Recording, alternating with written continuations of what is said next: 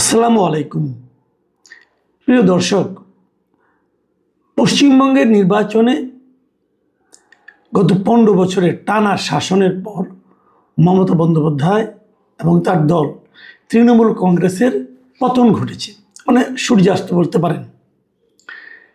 এই যে পরাজয় তৃণমূল কংগ্রেসের, এই পরাজয়টা নিয়ে নানা ধরনের সমীকরণ আমরা দেখতে পাচ্ছি।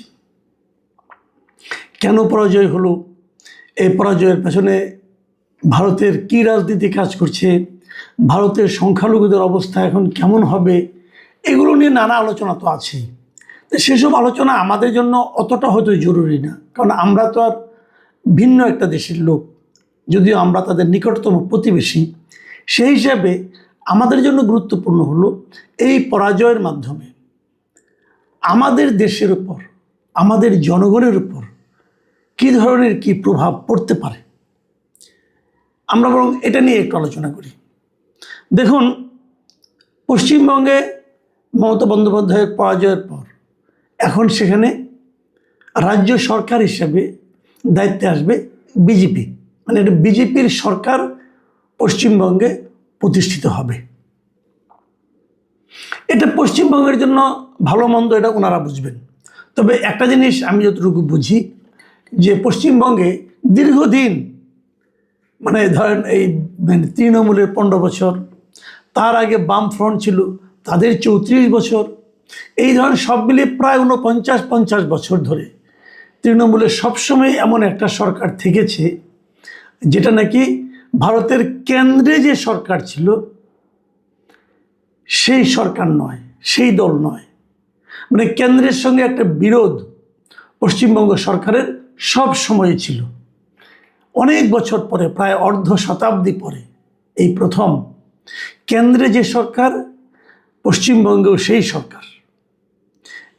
এটা পশ্চিমবঙ্গের মানুষের জন্য একদিক দিয়ে ভালোও হতে পারে, হয়তো উন্নতি, রাজ্য সরকারগুলি তো কেন্দ্র থেকে কিছু বরাদ্দ পায়, সেই বরাদ্দ বাড়তি পরিমাণ, এগুলো অনেক কিছু হতে পারে, আবার নাও হতে পারে।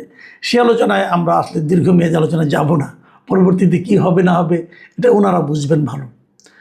আমাদের দেখার ব্যাপারটা হলো, আমরা সরাসরি একটা লাভের ব্যাপার আমি মনে মনে আশা করি যে আমাদের একটা সুবিধা হবে। সুবিধা মানে আমি একটা সুবিধার সম্ভাবনা দেখি। সেই সম্ভাবনাটা হলো যে ভারতের সঙ্গে দীর্ঘদিন ধরে আমাদের একটা চুক্তি নিয়ে বেশ টানাপোড়েন চলছে। সেটা হচ্ছে তিস্তা চুক্তি, মানে তিস্তার পানি বন্টন চুক্তি।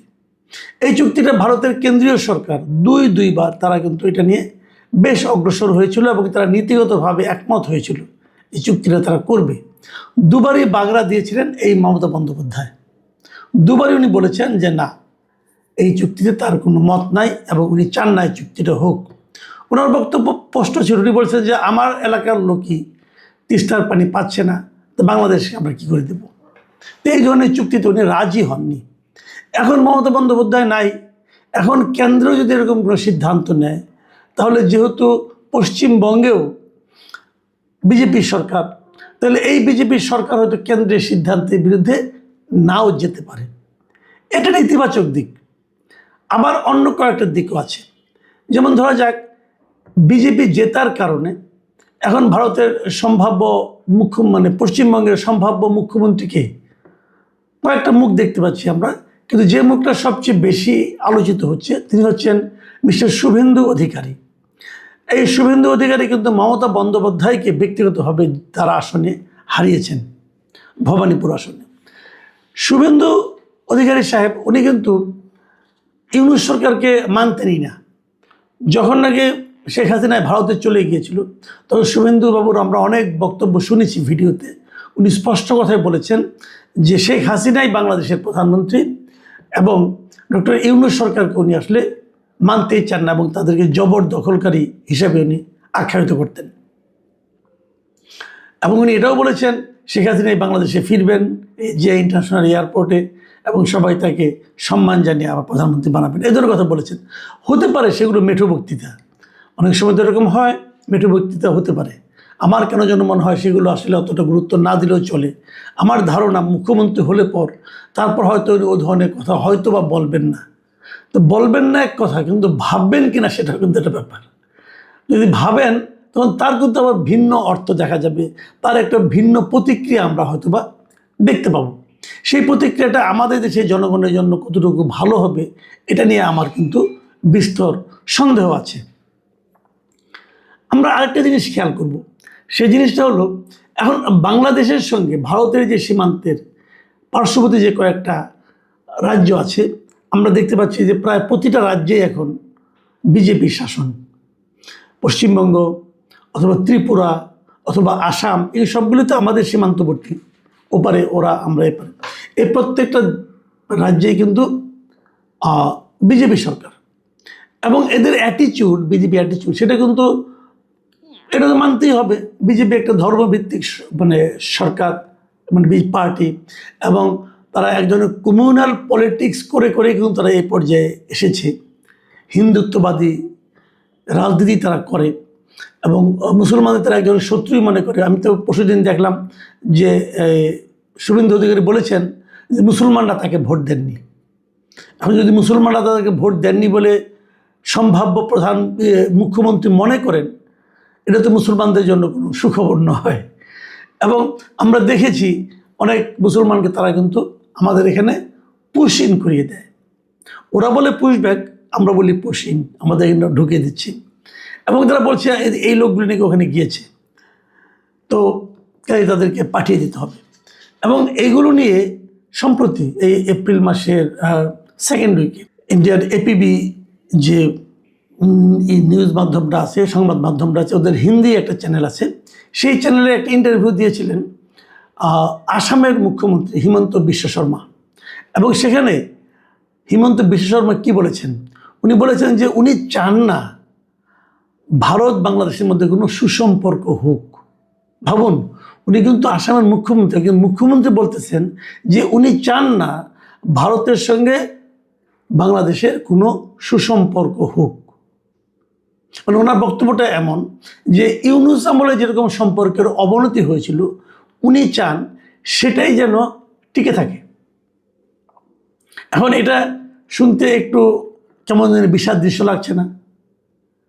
ভারত সরকার কি চায়? আমরা কি দেখেছি যে ইউনূস সরকার থাকাকালীন ইউনূস সরকারের সঙ্গে ভারত সরকারের সম্পর্ক খুবই খারাপ ছিল, এতে কোনো সন্দেহ নাই। ওই সময়ে আমাদের এখান থেকে মনে করেন আপনার ভিসা তারা একদম প্রায় বন্ধই করে দিয়েছিল, বিশেষ করে ট্যুরিস্ট ভিসা। আমাদের দেশ থেকে যত লোক ট্যুরিজমের জন্য দেশের বাইরে যায়, তার আমার তো মনে হয় যে 80% 90% লোক ভারতেই যায়। তো সেটা কিন্তু ভারত বন্ধ করে দিয়েছিল, গত 1.5 বছর ধরে বন্ধই ছিল, এখনও বন্ধ আছে। তো এতে ভারতের কিছু ক্ষতি তো হয় না অর্থনৈতিক, তা তো নয়, ভারতের অনেক অর্থনৈতিকভাবে ক্ষতি হয়েছে। কিন্তু তারপরেও ভারত সে ক্ষতিটাকে মেনে নিয়েও তারা কিন্তু তাদের নীতিতে অটল ছিল এবং তারা ইউনূস সরকারের সঙ্গে সুসম্পর্ক করার কোনো আগ্রহ একবারের জন্য দেখায়নি। ইউনূস সরকারও নানা রকম ভূমিকা ছিল, তাদেরও ভারতের সঙ্গে এক ধরনের বৈরী সম্পর্ক তৈরির একটা চেষ্টা আমরা লক্ষ্য করেছি। বর্তমান বিএনপি সরকার দায়িত্বে আসার পর আপনারা লক্ষ্য করেছেন যে বিএনপির যিনি পররাষ্ট্রমন্ত্রী, তিনি প্রথম যে দেশে আপনার অফিসিয়াল ভিজিটে গিয়েছেন সেটা কিন্তু ভারত। উনি ভারতে গিয়েছেন, ভারতের সঙ্গে উনি মিটিং করেছেন, ভারতের পররাষ্ট্রমন্ত্রীর সঙ্গে মিটিং করেছেন এবং ওখানে আরও অনেকের সঙ্গে মিটিং করেছেন। এটা কিন্তু ভারত বাংলাদেশ সম্পর্কের উন্নতির একটা, আমি মনে করি, একটা নমুনা হতে পারে। আবার আপনারা আরেকটা জিনিস হয়তো জানেন যে ভারত বাংলাদেশে যে হাই কমিশনার পাঠান, আগের হাই কমিশনার যিনি চলে যাচ্ছেন, নতুন হাই কমিশনার হিসাবে এরই মধ্যে আমরা দেখেছি যে দীনেশ ত্রিবেদীর নাম নেওয়া হয়েছে। এই দীনেশ ত্রিবেদীকে বাংলাদেশে কখনো ভারত যত হাই কমিশনার পাঠিয়েছেন সবাই ছিল পেশাদার কূটনীতিক। এই প্রথমবারের মতো একজন রাজনীতিবিদকে তারা পাঠাচ্ছে। দীনেশ ত্রিবেদী হলো বিজেপির একজন নেতা এবং প্রাক্তন কেন্দ্রীয় মন্ত্রী। এখন এই প্রথম একজন পলিটিশিয়ানকে বাংলাদেশে হাই কমিশনার করে ভারত পাঠাচ্ছে কেন?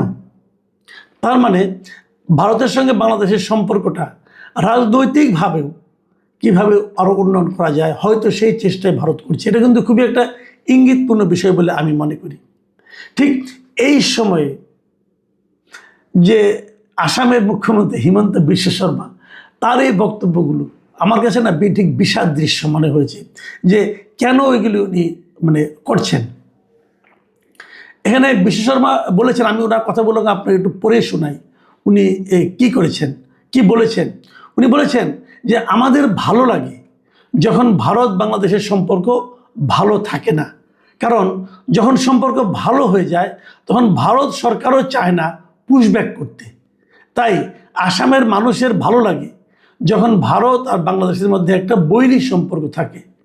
ভারত ও বাংলাদেশের যখন মৈত্রী হয়ে যায়, বিএসএফ আর বিডিআর যখন করমর্দন করতে শুরু করে, তখন তা আসামের জন্য বিপজ্জনক হয়ে যায়। এবং উনি কীভাবে এদেরকে বাংলাদেশে পাঠানো হয় তারও একটা নমুনা উনি দিয়েছেন। যে উনি ওনার কথা থেকে আমি পড়ে শোনাই। উনি বলেছেন বিএসএফ কি করে, কখনো 20, 30 বা 40 দিন, কখনো 10 দিন মতো নিজেদের কাছে রেখে দেয়, মানে ওই যাদেরকে পুশব্যাক করবে আর কি, রেখে দেয়। যখন বিডিআর থাকে না সেখান দিয়ে ধাক্কা মেরে পাঠিয়ে দেয়। মানে উনি নিজেই বলছেন যে কিভাবে আমাদের এখানে তারা পুশিন করিয়ে দিচ্ছে। এখন উনি বলছেন যে আমি তো সকালে সব সময় ঈশ্বরের কাছে প্রার্থনা করি যে পরিস্থিতি ইউনূসের সময় ছিল সেটাই যেন থাকে, সম্পর্কের উন্নতি যেন না হয়। ভাবুন, এই ধরনের কথা যখন উনি বলছিলেন তখন ওই এপিপির যিনি সাংবাদিক ছিলেন তিনি তাকে প্রশ্ন করেছেন যে এই যে কথাগুলো আপনি বলছেন এটা তো ভারত বিরোধী কথা হয়ে যাচ্ছে। তখন উনি কী বলেছেন সেই জবাব প্রশ্ন উনি বলেছেন যে আপনি প্রশ্ন করেছেন, আমি বলেছি আমার মনের কথা। আমি তো সকালে সবসময় ঈশ্বরের কাছে প্রার্থনা করি যে পরিস্থিতি ইউনূসের সময় ছিল সেটাই যেন থাকে, সম্পর্কে যেন উন্নতি না হয়। এবং তারপর উনি বলছেন কেন এটা বলছেন, উনি বলছেন যদি আইনি পথে আমরা ফেরত পাঠাতে চাই তাহলে পুরো বিষয়টা স্বরাষ্ট্র মন্ত্রণালয়কে জানাতে হবে। তারা বাংলাদেশে